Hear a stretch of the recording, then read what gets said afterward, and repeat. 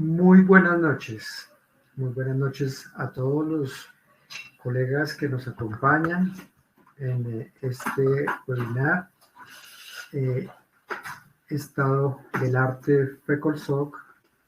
Les damos la bienvenida, hoy siendo jueves 21 de marzo de 2024.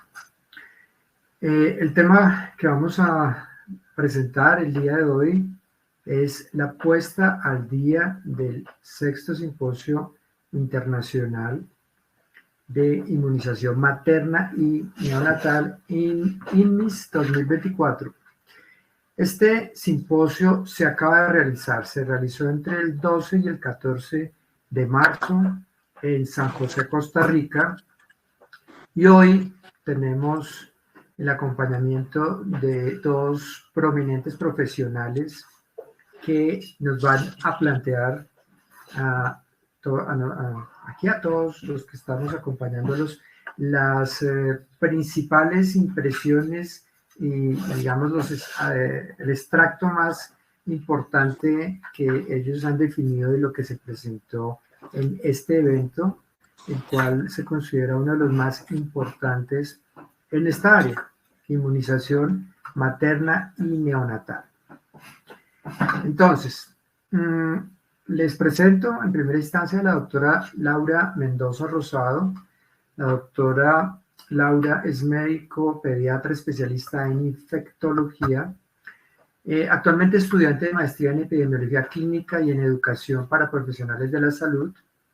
Pues cuenta ya con varios años, no les voy a decir cuántos, porque de pronto ella se molesta, de experiencia, y está ubicada en su trabajo en la ciudad de Valledupar principalmente, y también en Barranquilla, donde está vinculada a la Universidad del Norte. Adicionalmente, en la sede de Valledupar de la Universidad de Santander también es docente. Es miembro de la Sociedad Colombiana de Pediatría y la Asociación Colombiana de Infectología y Sociedad Latinoamericana de Infectología Pediátrica. Muy buenas noches, doctora Laura. Y nuestro segundo invitado es el doctor Jessy Miranda. El doctor Jessy Miranda es especialista en medicina materno-fetal y cirugía fetal, profesor del Departamento de Obstetricia y Ginecología de la Facultad de Medicina de la Universidad de Cartagena. Doctor Miranda completó una beca de investigación en el Perinatology Research Branch intramural de la división del Instituto Nacional de Salud en Detroit, y un doctorado en medicina fetal y cirugía fetal de un consorcio de 3 universidades en Europa: Barcelona, en España, Ljubljana en Bélgica y Lund en Suecia. Actualmente es investigador del Grupo Grisio y el Ministerio de Ciencia y Tecnología en Colombia. El doctor Miranda es miembro del Comité de Salud Materna y Perinatal de FECOLSOC, el Comité Académico de ISUOC, la Sociedad Internacional de Ultrasonido y Ginecología, y es el chair del Comité de FIGO, de Mejoramiento de Sistemas de Salud Pública.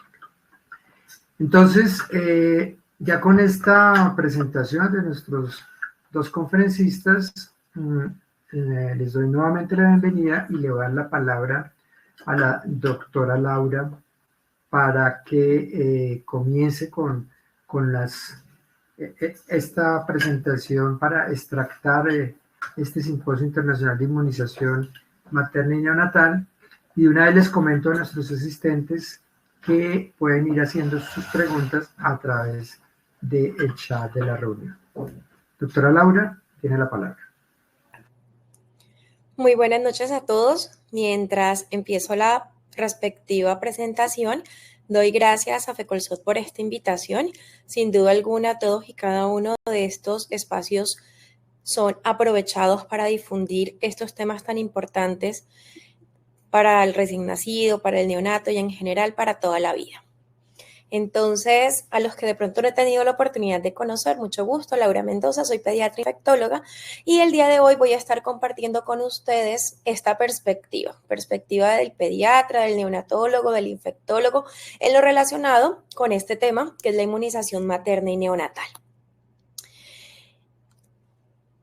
Teniendo en cuenta que el marco de referencia es el congreso al que asistimos las semanas previas, precisamente quise traerles este caso que fue compartido por el doctor Marcos Affadi de Brasil en su conferencia y empieza así. Es un neonato de 20 días de vida, presentó tos en crisis, episodios de cianosis, realmente tuvo un crecimiento normal, nació a término, un peso adecuado para la edad gestacional. La madre, 28 años, asiste al control prenatal y lo que describen es que en la última semana de gestación presentó una sinusitis. No recibió la vacuna de la TDAP en el embarazo y estos fueron los datos que presentó al momento del ingreso del menor. Describen cambios a nivel de la radiografía de tórax, a nivel de la imagen pulmonar y adicionalmente a eso presentó una hiperleucocitosis y cuando veían como ese diferencial, el diferencial estaba dado por linfocitos. Pues bien, ¿qué pasó con la evolución del menor? Requirió intubación, desarrolló hipertensión pulmonar, hubo necesidad de iniciarle circulación extracorpórea, esa es la imagen que él presentó, y cuando lo realizan la PCR sale positiva para Bordetella pertussis y adicionalmente a eso describen que falleció en el día 3 post-admisión. Este fue un caso, como les mencionaba, que ocurrió en Brasil.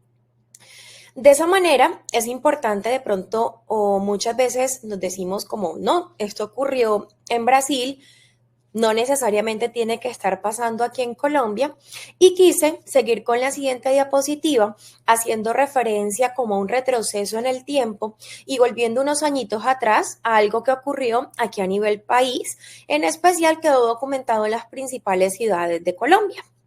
Entonces, les traigo un informe de evento haciendo referencia al caso que les mostraba inicialmente de tosferina, en el cual nos muestran datos hasta el año 2012. Entonces, básicamente, ¿qué era lo que les quiero o qué es lo que les quiero mostrar en esta diapositiva?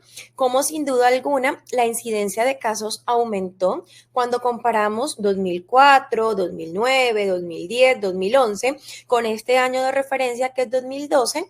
Y estas barras básicamente nos muestran no solamente la incidencia en la población general, sino que también nos muestran qué fue lo que ocurrió en la población menor de un año. Y resulta que precisamente dentro de los grupos más afectados fueron quienes, los pacientes menores de 6 meses, en especial aquellos pacientes que estaban menos de un mes o en su defecto estaban entre 1 y 2 meses. Así como el caso que yo les estaba presentando hace unos minutos.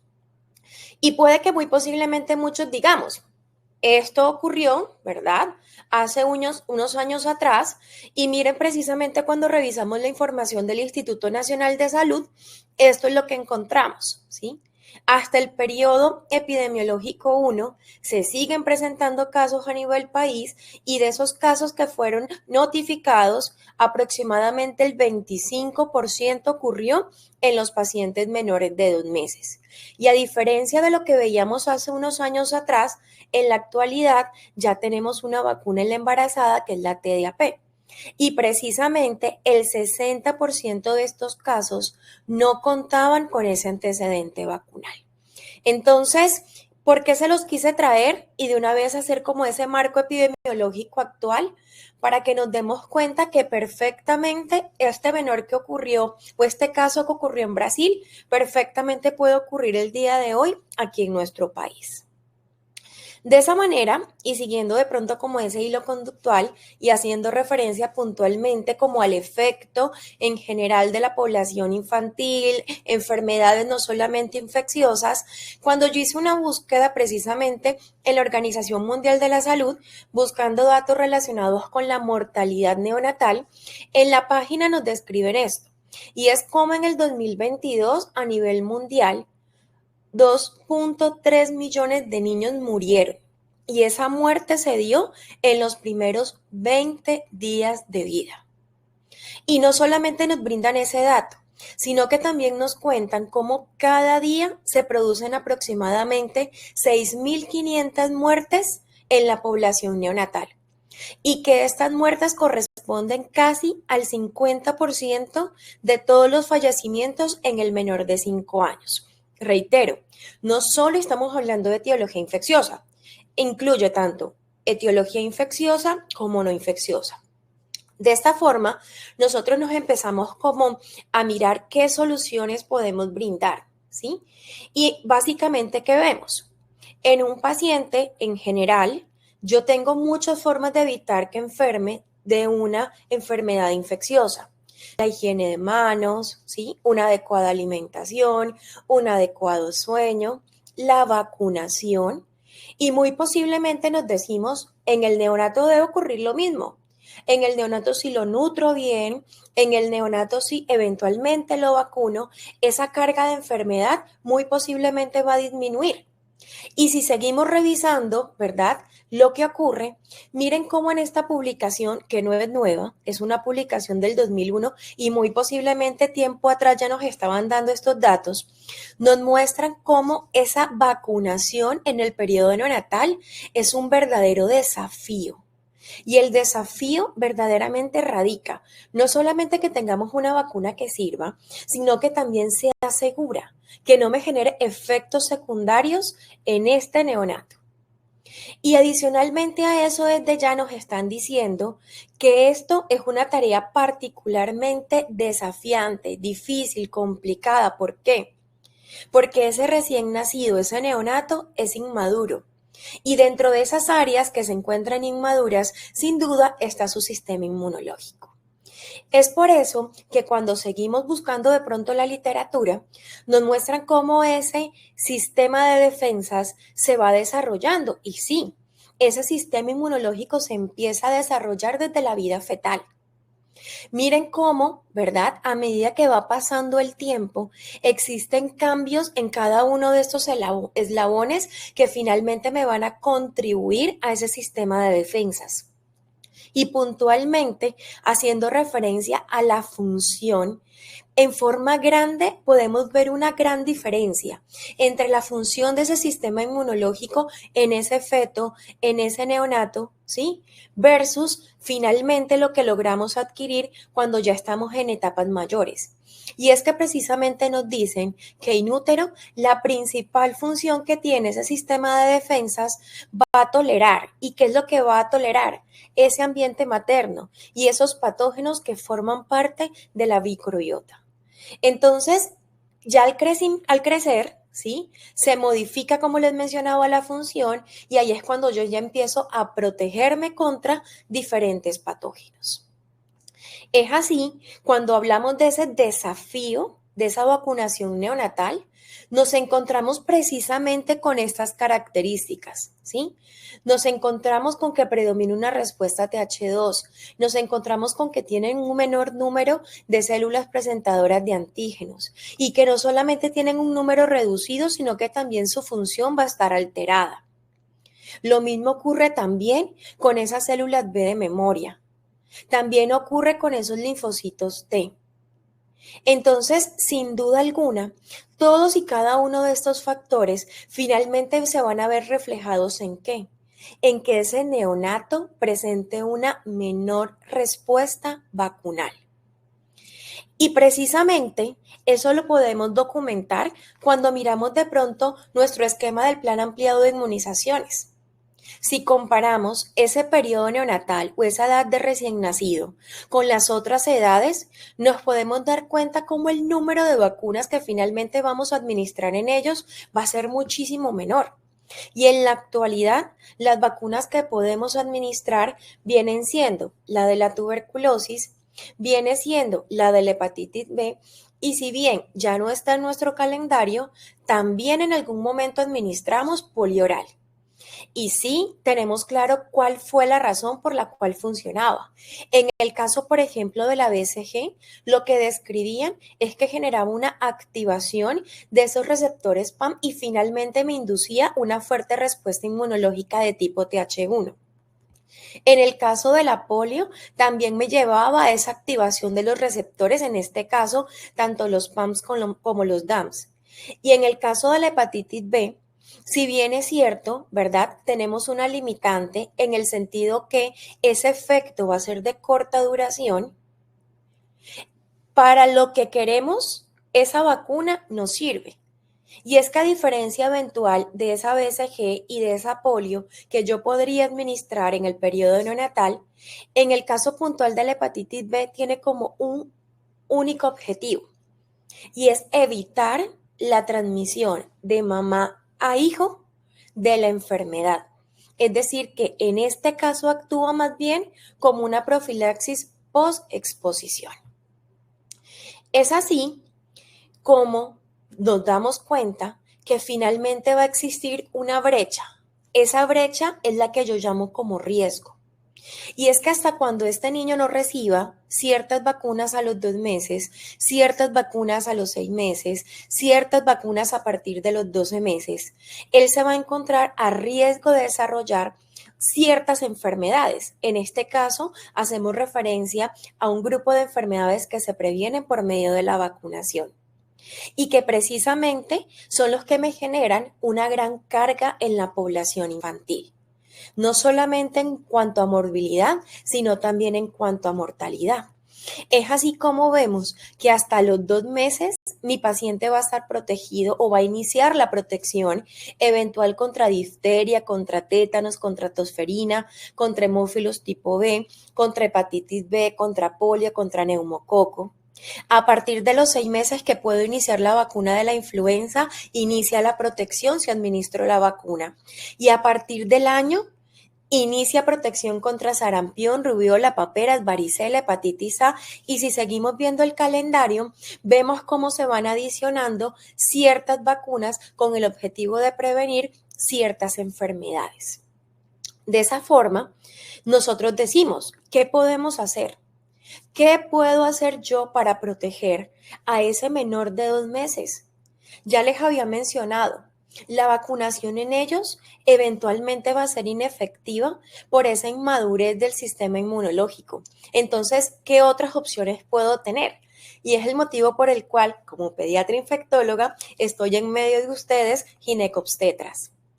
Y es que precisamente tenemos que volver al principio. Y el principio es esto, la gestante. Sin duda alguna, por medio de la lactancia materna, nosotros vamos a pasar anticuerpos protectores. Pero no lo quise dejar de último porque fuese menos importante, sino para seguir este hilo conductual. Resulta que precisamente in útero, este bebé empieza a recibir ciertos beneficios que más adelante el doctor Yesid nos los va a afianzar mucho más. Esa transferencia de anticuerpos maternofetales. Y estos anticuerpos pueden ser de origen natural, haciendo referencia a esos anticuerpos que esa madre adquirió durante la vida al momento de exponerse a diferentes patógenos. Pero también esos anticuerpos se pueden deber o se pueden derivar ¿de quién? De las vacunas.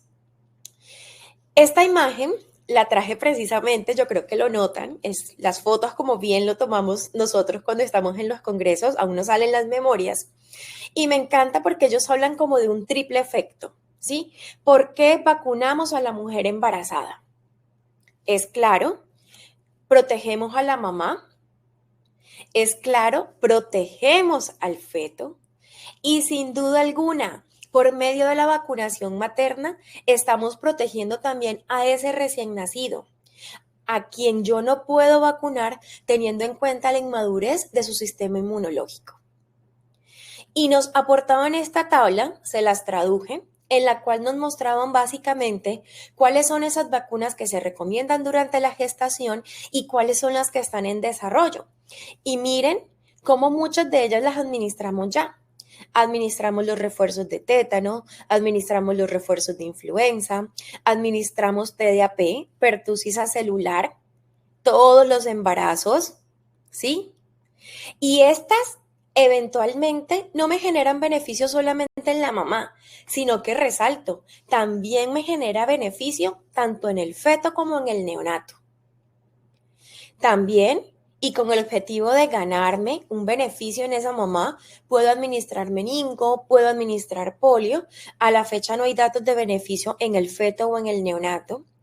Y haciendo referencia a esas vacunas que están en desarrollo, vemos ciertos patógenos que nosotros estamos familiarizados. Insisto, no como pediatras, sino también ustedes como ginecólogos. Streptogalactiae, principal causa de sepsis neonatal. Citomegalovirus, causa de sordera. Virus de herpes simple, hepatitis C. ¿Y qué nos dicen? Que una vez yo empiezo a administrar esas vacunas, ya se está empezando a ver ese beneficio en ese feto y en ese neonato. Y siendo menos importante, y haciendo referencia a la última adquisición que tenemos a nivel del mundo, está el virus sincitial respiratorio, el cual, si bien no hay datos aparentes de beneficio materno, sí vamos a tener beneficios en ese neonato. Y de él quiero hablar en los últimos minutos. Posiblemente muchos de ustedes, si tienen hijos, si tienen parientes cercanos, han escuchado alguna vez que estos niños presentan una enfermedad que se llama bronquiolitis. Y efectivamente, ¿quién es el principal germen que me ocasiona bronquiolitis? El virus sincitial respiratorio. Es una de las infecciones estacionales más frecuentes. Es la principal causa de infección aguda de las vías respiratorias bajas. No solamente me genera morbilidad, sino que también me genera mortalidad, sobre todo ¿en quién? En ese paciente menor de 2 años. Es una causa de consulta, no solamente en hospitalización, en el servicio de urgencias, sino también en forma ambulatoria. Y buscándoles y con el fin de generar ya conciencia sobre la enfermedad, en forma reciente fue publicado este artículo en el cual nos hablan del impacto. Y quiero mostrarle 2 cosas puntuales. Lo primero, edades. ¿Quiénes son los que más se afectan de virus sincitial respiratorio? Pacientes menores de 12 meses. Y no solamente son estos pacientes menores de 2 meses, es que incluso si nos fijamos, miren este paciente o este grupo de pacientes entre 0 y 1 mes, entre 1 y 2 meses, ¿sí? Sino que también existe otro grupo de niños que tienen riesgo de enfermar y que sea grave y seria, como lo son estos pacientes que tienen algún tipo de comorbilidad, como por ejemplo la enfermedad cardíaca o patologías neuromusculares o alteraciones congénitas del tracto respiratorio, entre otros. Entonces, una vez más decimos, pues bien, puede que yo no pueda administrar la vacuna, ¿sí? Al momento del nacimiento. No la puedo administrar en el menor de 2 meses, pues hagamos una vacuna que podamos administrar a partir de los 2, así como protegemos contra tosferina, así como protegemos contra neumococo, haciendo referencia a las enfermedades respiratorias. Sí, resulta que esto lo hicieron hace unos años atrás. Precisamente estamos hablando que en 1965 hubo vacuna contra sincitial, ¿sí? Pero infortunadamente, ¿qué ocurrió? Que cuando lo aplicaron en estos lactantes menores de 6 meses que no habían estado previamente infectados por el virus sincitial respiratorio, cuando se enfrentaron al virus, de estos 31 que se lograron vacunar, 20 se infectaron, 16 se hospitalizaron y 2 infortunadamente fallecieron. Esto generó un abandono, ¿sí?, en el desarrollo de vacunas para el virus sincitial respiratorio durante muchísimo tiempo, hasta que finalmente empezaban a evaluar posibles candidatos. Hablaban de la glicoproteína G, de la proteína de fusión, del pentámero SH, etc. Y notaban cómo precisamente era esa proteína F la que estaba conservada en los diferentes subtipos. Y no solamente eso, tenemos esta publicación unos años atrás, que lograron crear estos autores que están en la diapositiva, diferentes versiones de esa proteína F, pero en la prefusión, y documentaron que me generaba potentes anticuerpos neutralizantes. Y a partir de ahí, el mundo cambió, porque finalmente empezaron una carrera con el objetivo de lograr no solamente una vacuna que sirviera, sino que también no tuviera esos efectos secundarios que antes les mencionaba. Hice una búsqueda el día de hoy, la actualicé. ¿Cuántos ensayos clínicos están registrados de vacunas sincicial en estos momentos? 144 estudios, diferentes fases de desarrollo, diferentes plataformas.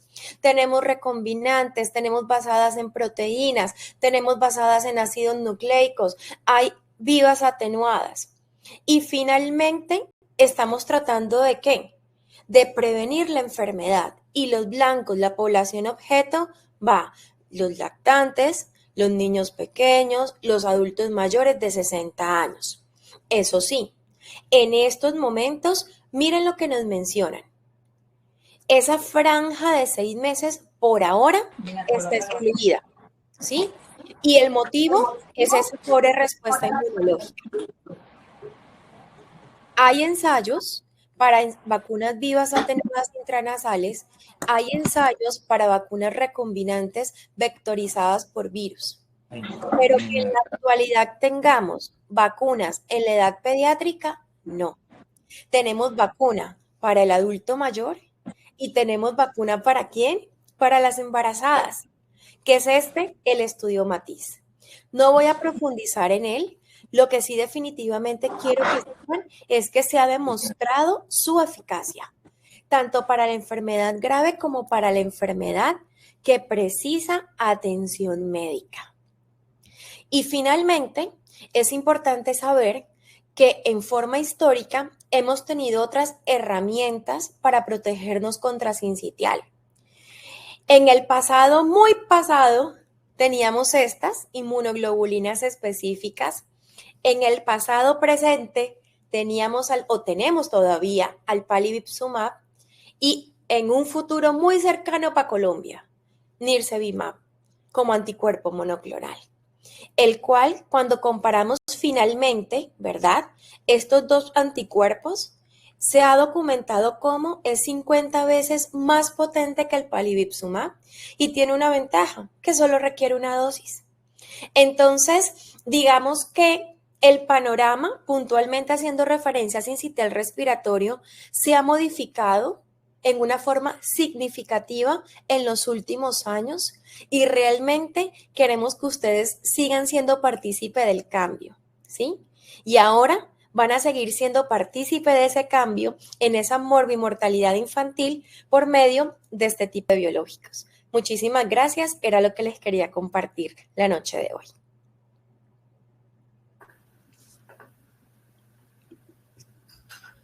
Doctora Laura, muchísimas gracias por su excelente mensaje, el que acaba de plantear.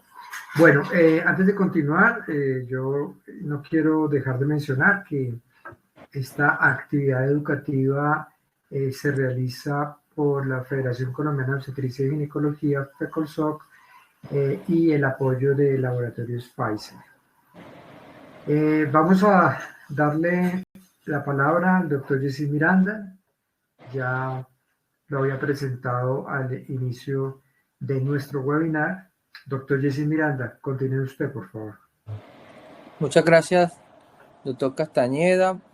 Por favor, ¿me puede confirmar si me escuchan? Yo no me veo en la cámara. Sí, ahí se escucha. ¿Me escucha bien? No sé si no me ven. De todas maneras, a todos buenas noches y muchas gracias, Laura, por esa introducción, porque nos permite pues abordar la siguiente parte y es, a mí me parece que como tetras, cómo podemos nosotros ahorita tener un rol más protagónico, y yo sí que te respondo, digamos, de parte de nuestro gremio, en que estamos muy interesados en aportar a la vacunación. Permítanme, ¿dónde puedo compartir pantalla? ¿Me permiten poder compartir pantalla en este momento? Ahí puede, Doc. Si quieren la parte superior. Vale, creo que ya lo están viendo. Sí, ajá, y colocarla en modo presentación. Muy bien. Listo, entonces, ahí ya la vemos. ¿Está viendo? Perfecto. El doctor Castañeda además ya mencionó, y muchas gracias por el rol en FIGO, porque es una de las, digamos, de las participaciones que estamos teniendo como Colombia. Entonces yo quiero empezar por esta diapositiva. Es una diapositiva que a mí particularmente me impacta y yo sé que suena muy dramático y suena muy, en este momento, enigmático, pero fíjense que estas barras hacen parte de lo que hacemos nosotros y lo que hace Laura. Lo que quiero mostrarles son números de muertes y lo que quiero que vean es que al año, lamentablemente, porque obviamente cada muerte materna cuenta, y 50.000 muertes aproximadamente al año se producen en el mundo por preeclampsia. Esto es un número inmenso, es un número terrible y obviamente esto refleja lo importante que son las políticas que hacemos en preeclampsia.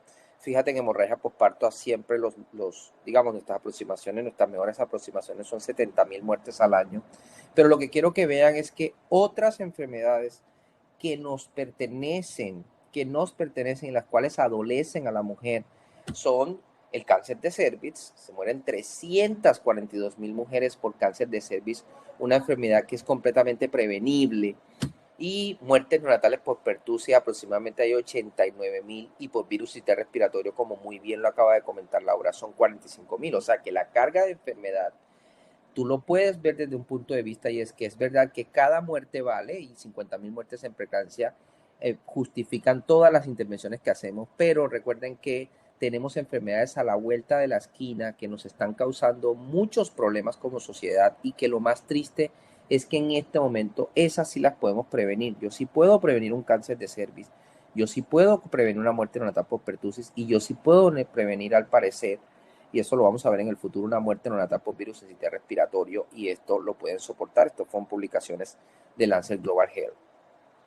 Desde FIGO, el año pasado hubo un suplemento completo que les recomiendo para guiar nuestra vacunación en mujeres embarazadas y para el virus sincitial respiratorio, y que ya habla también de cómo podemos mejorar el BPH.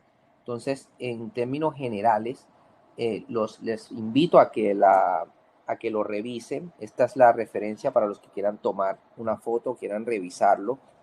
Y básicamente es una publicación que está en el Journal Internacional de Ginecología y Obstetricia.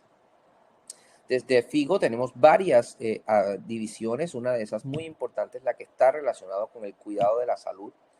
Esta es la reunión a la cual se estaba refiriendo Laura, a la cual estuvimos hace poco, hace una semana estuvimos en San José, y yo tuve el orgullo de participar representando no solamente a Colombia, sino también representando a los obstetras, que creemos que la vacunación hace parte de intervenciones muy importantes. Y muy importante, ahí estábamos no solamente con representantes del Centro Latinoamericano de Perinatología, la Organización Panamericana de la Salud, sino también con infectólogos pediatras que nos permitieron, digamos, hacer una discusión en ese sentido. Quería hablar algo de inmunología, pero yo creo que después de la introducción tan clara que ha hecho Laura, me parece que no da lugar, pero sí que quiero reforzar de que en el embarazo siguen siendo los mismos mecanismos los que nos permiten hacer la protección de la madre. O sea que en general vamos a tratar de estimular nuestro sistema inmune y producir esa memoria. Y claramente algo que sí que es muy específico de embarazo es que recordemos de que la respuesta inmune cambia durante el embarazo. Por lo tanto, todo el estímulo que se produce y que va a producir esta respuesta rápida de inmunoglobulinas es la que más nosotros, la producción de IgG y de IgA va a ser muy importante para una protección que se da durante el embarazo. Pero recuerden además de que se va a dar una protección que es cruzada y que va a permitir que a través de la placenta este feto pueda obtener también una protección. O sea que la base de la vacunación sigue siendo la misma, y claramente va a ejercerse una protección sobre la madre y sobre el feto. Recuerden entonces de que nosotros vamos a tener una respuesta inmune primaria rápida, muy, muy potente, y luego vamos a tener una respuesta inmune secundaria que se puede dar en un máximo de tiempo. Esto claramente va a depender del tipo de vacunación. Como les comentaba, esto es un artículo que refuerza algo que no comentamos en Costa Rica la semana pasada, pero yo quiero aprovechar a las personas que están aquí para recomendarles y que reforcemos un mensaje desde la Federación Colombiana de Ginecología y Obstetricia sobre la importancia de la vacunación para el VPH. Recuerden que el cáncer no podía hablar de vacunación sin reforzar el mensaje tan importante de la vacunación en la adolescente y nos obliga entonces a educar. Esto es importante en cuanto a nivel de autoridades locales y regionales, y recomendar la vacunación en las niñas desde los 9 años de edad.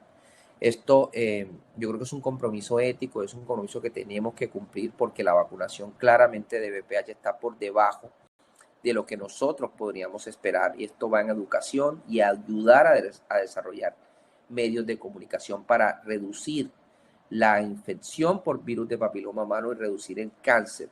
Recuerden, esto es, digamos, la última evidencia que voy a mostrar en este sentido, pero recuerden que ya existe una evidencia muy fuerte que soporta la vacunación y que reduce tanto las neoplasias como las lesiones premalignas, y esto podemos, digamos, ya hay un soporte. Fíjense que este es un cuadro, y ya lo comentaba muy bien Laura, en cuanto a que la vacunación en el embarazo apenas es un tema muy reciente en realidad para nosotros en cuanto a seguridad, pero claramente la historia de la vacunación durante el siglo XX y el siglo XXI fue muy exitosa. Este es un cuadro muy bonito que muestra cómo desde 1846 empezó la vacunación, y lo que están viendo aquí es cómo la mujer abajo, cómo la mujer se fue incluyendo en estos estudios. Al principio las mujeres eran excluidas de los estudios, y cómo luego en el siglo XXI claramente esto cambió. Y este fue el escenario que nosotros vimos durante la vacunación en COVID. En COVID fue, yo creo que lo que ha cambiado nuestra percepción de la seguridad. Recuerden que la vacunación en el embarazo debe ir acompañada de la seguridad como tal. Y este fue un artículo que nosotros publicamos en el 2019 mostrando la importancia del impacto que tuvo COVID y cómo la vacunación claramente pudo reducir esto. Estos son los riesgos tan aumentados que COVID presentó sobre la morbilidad materna y el parto prematuro, ¿vale? Y claramente aumentó los riesgos de preeclampsia también y de parto prematuro. O sea que si yo tengo estos riesgos y tengo riesgos que son específicos de la placenta, fíjense cómo ya sabíamos en ese momento que habían unos marcadores específicos que ayudaban a que el COVID entrara en la placenta y produjera daño directo. Pues entonces hablar de vacunación en embarazo es clave, y esto fue uno de los puntos que más se reforzaron en Costa Rica, y es hablar ampliamente de estudios de investigación. El estudio MATIS, como se acaba de mencionar, es el primer estudio randomizado, controlado, que reduce claramente una complicación asociada a un evento por infección, pero lo que quiero que se pongan a pensar es que es la primera randomización de pacientes embarazadas para una vacuna. Y tuvimos la fortuna de estar con los autores principales del estudio MATIS hace poco en Costa Rica. Estas son las recomendaciones que vienen directamente de la Sociedad de Medicina Materno-Fetal y que se soportaron, y es básicamente en este momento todas las sociedades científicas estamos de acuerdo en que debe haber una vacunación contra influenza, contra Tdap y contra COVID, eso está claro. La vacunación contra COVID no solamente incluye la vacunación en ese momento, pero sino también los refuerzos, y eso es importante que se refuerce todavía ahorita en 2024, que deben recibir las pacientes un refuerzo contra COVID. La efectividad de la vacunación para reducir no solamente sino infección en el infante menores de 6 meses se ha reducido casi un 61%. Estos fueron datos que se obtuvieron en el 2022, pero esto es lo que nos ayuda a soportar a las mamás, a decirle que cuando las vacunamos contra COVID reducimos hasta un 61% el riesgo de que ese bebé tenga una infección por COVID en los primeros 6 meses de vida.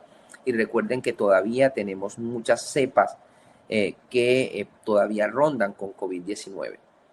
Este fue el paper publicado en el 2022. Otra vez, fíjense que ya no estamos hablando aquí de la madre, sino que estamos hablando de los datos que soportan que vacunar a la embarazada reduce el riesgo de hospitalización en los infantes. Esto se demostró no solamente en admisión a UCI, sino en cuidado crítico, ventilación mecánica y la infusión.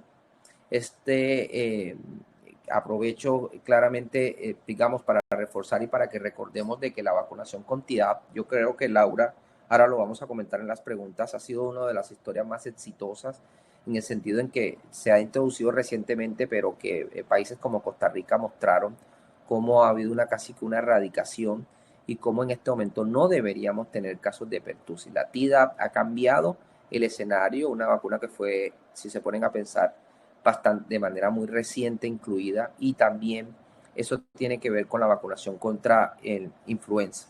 Algo que tendríamos que hablar los que estamos haciendo control prenatal y los que estamos en el día a día es que Colombia en este momento, hoy, está teniendo, por lo menos en la costa norte y entiendo que también en otras regiones del país, no tenemos acceso a las vacunas contra influenza. Básicamente esto se da por los seasons, por la temporada. Entonces estamos esperando que en mayo podamos otra vez volver a reforzar. Recuerden que por la estacionalidad de Colombia, la vacunación se puede dar en cualquier momento del embarazo, ya no vamos a hablar, ¿vale? Y recuerden que esto incluso distribuye o refleja un compromiso ético, ¿no? No vacunar a la embarazada nos puede reflejar de que la madre pueda sufrir durante el embarazo. Esta es la pregunta que siempre las madres nos van a hacer, y es el riesgo. La paciente embarazada requiere que nosotros, el personal de salud, tengamos clara conciencia de que los efectos secundarios del embarazo, los efectos secundarios de la vacunación durante el embarazo en este momento tienen un riesgo mucho menor comparado con los riesgos asociados a estas patologías durante el embarazo. O sea, el riesgo de que la madre tenga una complicación severa por influenza es muchísimo mayor comparado con los riesgos adversos asociados a la vacuna. Esto tenemos que interiorizarlo, y hay estudios que muestran claramente que cuando el personal de salud se entrena en vacunación y da una asesoría convincente a la madre, ella toma la decisión adecuada y sigue las instrucciones en salud. Entonces, vacunar a la embarazada yo pienso que es tiene una obligatoriedad. Ahora, ¿por qué hago esta pregunta en cuanto a la perspectiva? Y me uno a lo que comentó Laura. Yo creo que hay un nuevo landscape. Es muy emocionante lo que está pasando en este momento en vacunación. Tuvimos la oportunidad en San José de ver cómo hay en este momento diversos trials que no solamente están apuntando a virus sistémico respiratorio, sino que quiero que visionemos ya un futuro en el cual tengamos una vacunación materna contra estreptococo, el grupo beta, contra citomegalovirus, los cuales son en este momento en realidad patologías que nosotros durante el embarazo simplemente podemos tamizar a la paciente que ya se infectó, pero puede ser que en el futuro podamos reducir tanto la sepsis por estreptococo del grupo beta, que también produce una morbilidad muy importante, como la afección por citomegalovirus. O sea que yo he traído este esquema para que nos demos cuenta de que el embarazo y la lactancia van a permitir hacer esto. Mire, vamos a vacunar a la madre, y esto se puede hacer a través de anticuerpos recombinantes, una vacuna oral, pero esto va a permitir de que la madre va a poder permitir traspasar anticuerpos para ese bebé, y va a poder cubrir también la inmunización hacia el feto, pero también eso va a permitir que a través de la lactancia la madre va a reforzar. Este es el nuevo paradigma en cuanto a vacunación. La mujer y el embarazo van a ser muy importantes, y en ese sentido este paper que fue publicado en el 2020 muestra cómo claramente lo que se hacía antes, que era tratar de empezar a hacer un boosting, hacer una vacunación específica a partir de los 2 meses alrededor, pues eso tenía una susceptibilidad muy amplia, ¿no? Si solamente yo vacuno a la mamá, pues también voy a tener una susceptibilidad porque no voy a tener ese refuerzo, pero una estrategia combinada, que es lo que ustedes están viendo en el C, vacunar a la madre para que luego ella traspase los anticuerpos y reforzar al neonato, parece ser que es la mejor estrategia, y una inmunidad proporcionada por una vacunación al nacer en comparación con la vacunación durante el embarazo reduce esa ventana que llamamos ventana de susceptibilidad. O sea que esto que ha sido planteado así durante mucho tiempo, que es reforzarnos en los pediatras, y ahí está Laura para que ahora comentemos un poquito, en realidad yo creo que va a cambiar, porque ahora la inmunización materna, este es el nuevo paradigma, la inmunización materna va a permitir soportar y vamos a darle un boost a la vacunación en el infante. Beneficios perinatales claramente que los hay, y este cuadro lo traigo ya básicamente para que entremos en materia y podamos tener una discusión.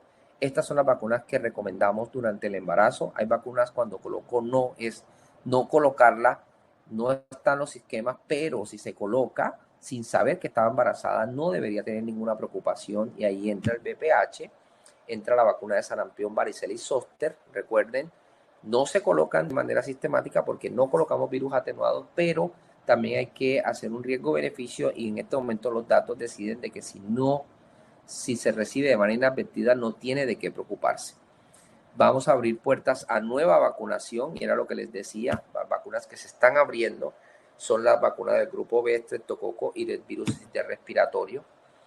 Aprovecho para soportar el mensaje que ha comentado la doctora Laura en cuanto a la importancia del virus respiratorio y es la carga de enfermedad. El año pasado, hace menos de un año, ya había un comentario en Lancet resaltando lo importante que es para los países de bajos y medianos ingresos. La FDA hizo unas recomendaciones específicas para los Estados Unidos, pero recordemos que la carga de enfermedad es más alta aquí para nosotros. Por lo tanto, el 99% de la morbilidad está en los países en vía de desarrollo y recordemos que el virus respiratorio es una de las principales causas de morbilidad y mortalidad por infecciones de vías respiratorias en niños en todo el mundo.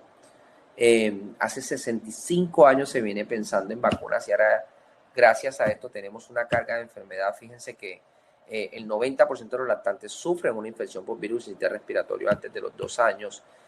Es el 80% de las causas de virus respiratorio relacionado con la bronquiolitis y de hospitalizaciones por bronquiolitis.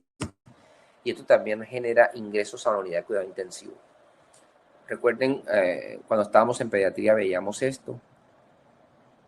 Este es un neonato que está en este momento con una bronquiolitis.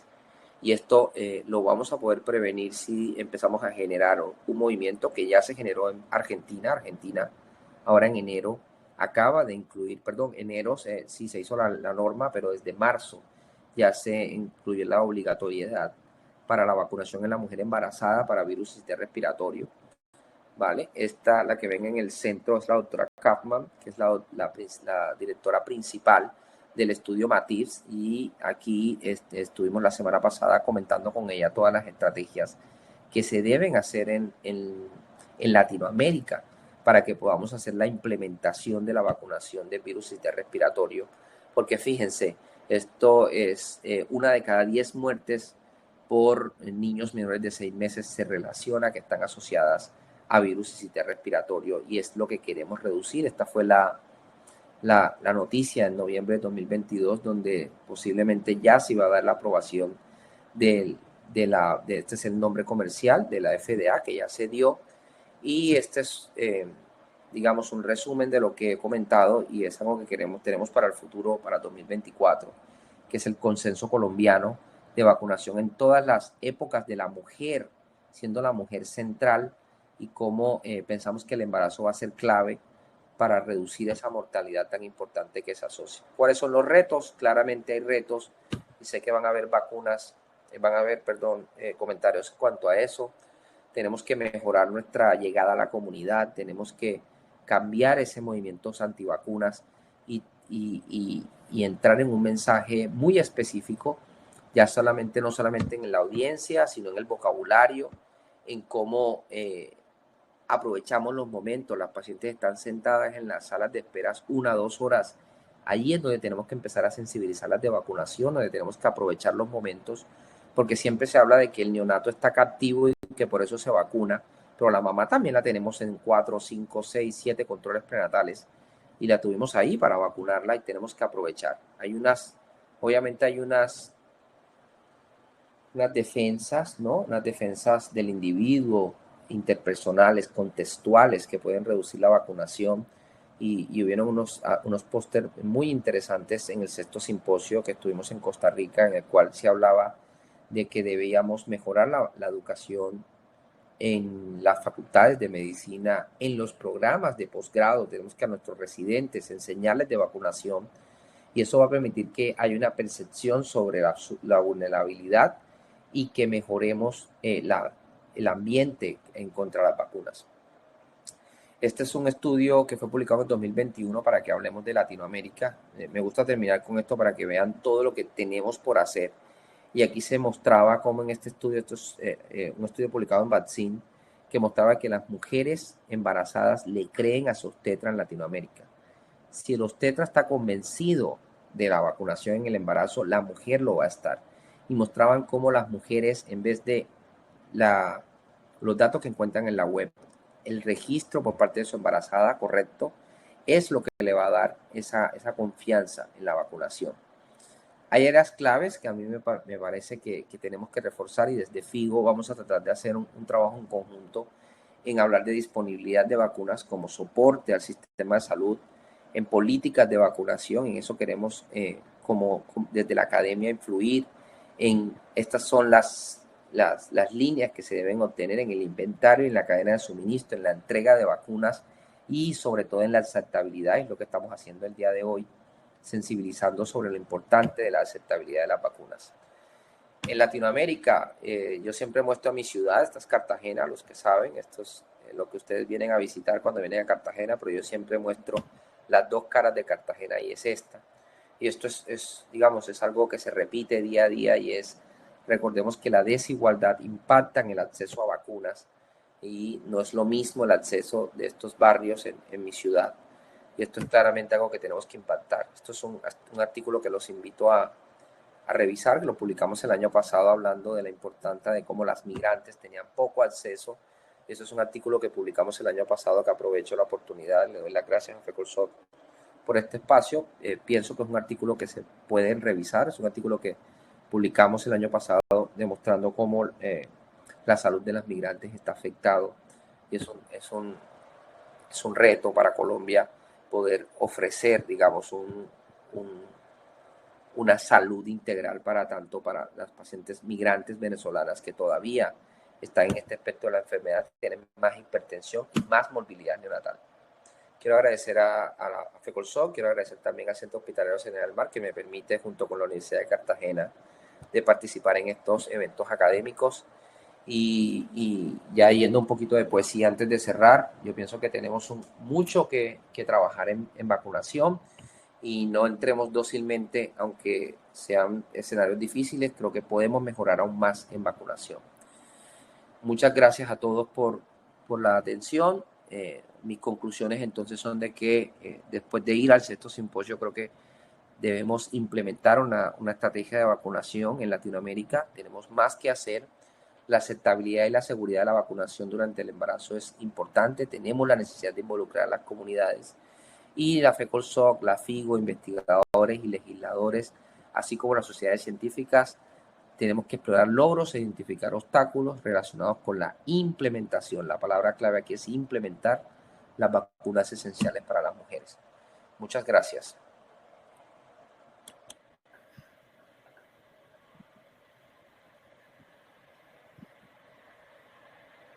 Bueno, doctor Yesid, muchas gracias por su presentación. Yo creo que quedaron esbozados entre las dos conferencias ciertas ideas que esperamos motiven a las personas que nos acompañan para no dejar de lado estas herramientas que tenemos en la embarazada para mejorar su salud durante el embarazo y la salud neonatal que va después del nacimiento. Bueno, vamos a mirar algunas preguntas. A ver, hay una que nos dice el doctor Alfonso Martínez: ¿cómo vamos con la vacunación COVID? ¿Qué nos dice el doctor Yesid desde el punto de vista de la paciente gestante? Saludos, doctor Alfonso. Jimmy, siempre diremos que tenemos que estar mejor. Se ha caído la vacunación. Tenemos pacientes que no ha quedado un concepto claro, y es que la paciente embarazada debe acceder a los refuerzos. Las pacientes no se nos están vacunando. 2024 llegan pacientes que no hicieron refuerzos. Última dosis de vacunación 2021, 2022. Entonces, doctor Alfonso, yo creo que como país, Colombia tuvo un desempeño aceptable en cuanto a vacunación. Las embarazadas, como algunos países en Latinoamérica, entrarán tarde, lamentablemente, y eso lo pagamos con morbilidad y mortalidad materna. Pero quiero hacer el hincapié, aprovechando su pregunta, doctor Alfonso. Creo que tenemos que mejorar en vacunación para COVID, sobre todo porque la paciente embarazada sigue siendo una población susceptible. Tenemos todavía pacientes ingresando a UCI por infección por COVID. Entonces, la respuesta obligada es que tenemos que mejorar. Yo no tengo los últimos datos, yo no sé si Jimmy quiere comentar sobre esto, pero claramente nuestra postura debe ser de reforzar la vacunación en el embarazo, incluido el refuerzo para COVID. Y desde el punto de vista neonatal, ya, digamos, basado en el esquema actual de vacunación de COVID, ¿cómo está viendo, doctora Laura, no el cubrimiento, sino el porcentaje de vacunación de la población? En el caso puntual de pediatría, contamos con vacuna ARN mensajero, pero a partir de los 6 meses. En el paciente menor de 6 meses, los beneficios los logramos una vez más por medio de la vacunación materna.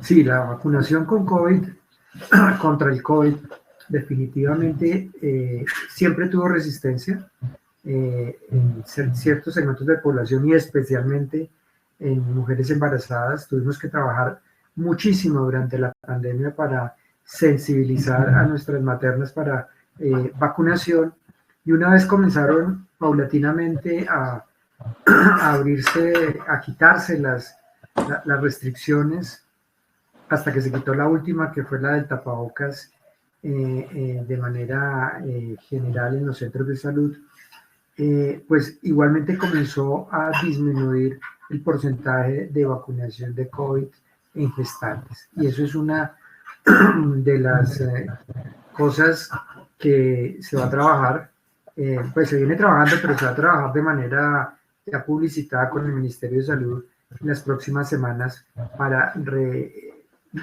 reintroducir el concepto y la importancia de la vacunación. Bueno, ahí yo les colgamos en el chat el archivo de cómo fue el programa del simposio de vacunación en la materna y en la época neonatal, para que si quieren mirarlo, descargarlo y mirarlo, tengan en mente la importancia que se le está dando y la fuerza que se le está dando a esta temática, porque desde el punto de vista de salud pública es muy importante para nuestros países. Bueno, hay otra pregunta, doctora Laura, dice: una niña de 13 años que recibió una dosis de vacuna contra VPH requiere PVH, imagino que es el virus del papiloma, ¿requiere algún refuerzo? En la actualidad tenemos cambios. Recuerden que dentro de nuestro plan ampliado de inmunizaciones ya se encuentra papiloma. Precisamente tuvimos una modificación. Seguimos con la misma vacuna y solamente se está recomendando una dosis. Se está recomendando una segunda dosis en caso de pacientes inmunocomprometidos o que tengan factores de riesgo puntualmente relacionados con esa afectación del sistema inmunológico, como es el VIH. Pero la rutinaria en la actualidad recomendada por PAI es una sola dosis. Que en un momento, Laura, perdón, en un momento estábamos haciendo, era lo que antes se decía, no, 2 dosis y eran 3 dosis, ¿no? Entonces nos hemos bajado, ¿no? Estamos todos de acuerdo con eso. Entonces en algún momento siempre dijimos un esquema, luego 6 meses y a la que tenga inmunosupresión 3, y ahora es 1, y a la que tenga un riesgo de inmunosupresión las 2. La pregunta de los 2 es a los 6 meses o depende de la inmunosupresión. Aprovecho la pregunta. 6 meses. 6 Lo meses. que aparece en el lineamiento, a los 6 meses de la primera dosis se administra la segunda. Y quiero aprovechar un momento que tengo la palabra para responder una pregunta que realiza un colega relacionado como ¿por qué será que el gobierno no vacuna a los niños y niñas mayores de 17 años? Y miren, yo sé que muchas veces uno quisiera tener como muchas vacunas y que toda la población estuviese cubierta, pero este año logramos, bueno, desde el año pasado logramos algo que no se había podido, y era la vacunación igualitaria. O sea, recuerden que estamos vacunando en la actualidad tanto a las niñas como a los niños, ¿sí? A partir de cuando se lance el lineamiento, mayor de 9 años. Llegará en algún momento, si hay recursos, si empezamos como a nivelar, ¿cierto? Las cargas, pero en la actualidad todos los niños que tengan más de 9 años pueden recibir la vacuna gratuita por parte del gobierno. Sí, en este sentido, hay algo interesante que uno encuentra cuando vacuna a las pacientes y es lo que la doctora acaba de decir respecto a las recomendaciones. Está establecido una sola dosis de 9 a 17 años y género neutro que se lanzó en octubre del año pasado. Pero si una paciente de cualquiera va a los 30 años y quiere vacunarse, entonces, como se sale del país, le van a recomendar que son 3 dosis. Entonces, de pronto podemos orientar un poquitico a estas pacientes que por lo menos tenga una dosis y actualmente, pues, fuera del país solamente se está vacunando con la nonavalente. Bueno, nos dice el doctor Camilo Muñoz, a los acompañantes del neonato también hay que vacunarlos contra pertusis, ¿y cuál es el momento ideal? ¿Qué dice, doctora? Imagínense Esa es una pregunta. La abuela quiere saber eso.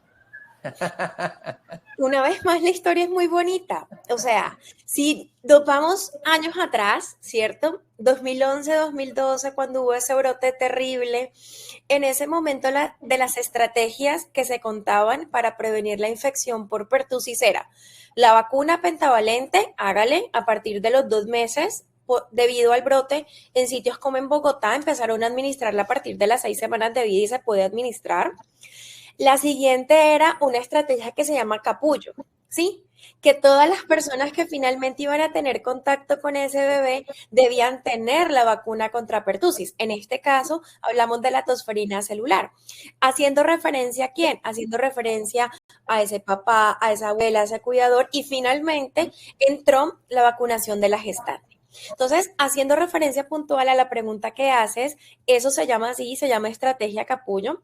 Recordemos que como mínimo 2 semanas antes del nacimiento de ese recién nacido, con el objetivo de que la persona que se está aplicando el biológico tenga a nivel de su sangre esos anticuerpos protectores. Y sí, a pesar de que tengamos a una mamá vacunada, lo ideal es que la protección sea completa y que tengamos también, una vez más, a ese papá vacunado, a esa abuelita, a esa cuidadora, a todas esas personas que van a estar en contacto con este menor durante los primeros meses de vida. Y no solamente contra tosferina, también debe tener influenza, también debe tener las vacunas contra COVID y en general todos los biológicos que yo pueda administrar para precisamente evitar infecciones en ese periodo, ¿sí? En ese periodo que va desde el nacimiento hasta los 2 meses de vida.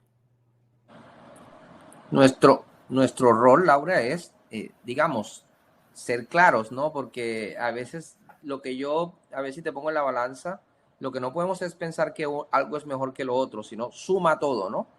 O sea, vacunemos a la embarazada y además digámosles que los acompañantes, pero no dejamos sin vacunar a la embarazada.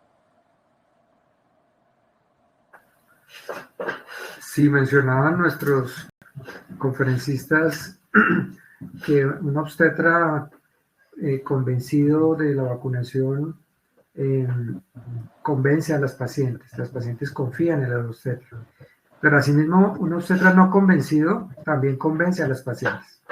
Entonces hay que tener claridad en la evidencia para recomendarle a las mujeres gestantes su vacunación que tanto les beneficia. Bueno, no sé, ahí sí dejo a cualquiera de los dos contestar. Dicen, ¿podrían explicar de manera resumida cómo es el desarrollo inmunológico del bebé para poder entender cómo unas vacunas no funcionarían en los primeros meses del neonato? Es precisamente la imagen que mostraba. No sé si eventualmente pueda nuevamente proyectarla. Ya se las voy a proyectar. Y es que precisamente cuando hablamos de esa ontogenia, no solo hacemos referencia puntualmente a ese desarrollo de esos linfocitos, sino que también estamos hablando del desarrollo del resto de estructuras que finalmente me lo van a proteger. Entonces, al menos en esta imagen que fue la que les mostré, podíamos ver básicamente cuáles eran todos y cada uno de esos factores que estaban involucrados en esa respuesta inmunológica de ese feto. Empezando desde la piel como estructura más externa, sin olvidar la membrana mucosa, pero que precisamente vamos a tener estos otros elementos como lo son la IgA secretora materna, vamos a tener las bacterias colonizantes, vamos a tener esos péptidos o proteínas antimicrobiales a nivel de la superficie, que me va a hacer finalmente una respuesta mucho más robusta, ¿sí? Y finalmente a nivel de la sangre, si bien es cierto que muchos de estos linfocitos van a estar presentes, esos linfocitos no van a estar realmente maduros, ¿sí? O sea, están maduros, pero la función que en ese momento tienen no es precisamente evitar el desarrollo de infección, sino básicamente evitar el desarrollo de esa destrucción, o sea, como esa tolerancia o ese balance que finalmente tiene que haber entre esa materna y ese producto de la concepción que está en su interior. De todas maneras, buscar otros espacios, ¿verdad?, en las que podamos hablar con mayor profundidad sobre este tema y aún más sobre ese interés que estoy observando de parte de ustedes, no solamente de la vacunación de la gestante, del neonato, sino también de estas preguntitas que muchas veces se hacen porque tienen hijos, porque tienen parientes o porque ustedes también ven adolescentes dentro de esa consulta de ginecología. Así que de verdad me encanta que estén tan interesados en este tema. Yo, cuando se hablaba de una posible reticencia de parte de obstetricia, es verdad que en un foro en Costa Rica la semana pasada se decía, también es verdad que los obstetras en cierto sentido habíamos dejado todo este campo relegado a la pediatría y a infectología pediátrica y nosotros como que no nos metíamos en eso, ¿sabes? Era como el campo de los pediatras. Y creo que necesitamos más obstetras, inmunólogos, obstetras que piensen en la parte de infectología pediátrica, porque de verdad que el rol que se le va a dar a la embarazada, como yo estaba comentando, Laura, no solamente de virus respiratorio, sino citomegalovirus, tocó el grupo beta, va a cambiar mucho digamos, el escenario. Y como tú decías, en estos momentos demasiados trials andando en embarazadas para reducir virus respiratorio y todas estas patologías que antes nos parecía que no teníamos cómo prevenirlas.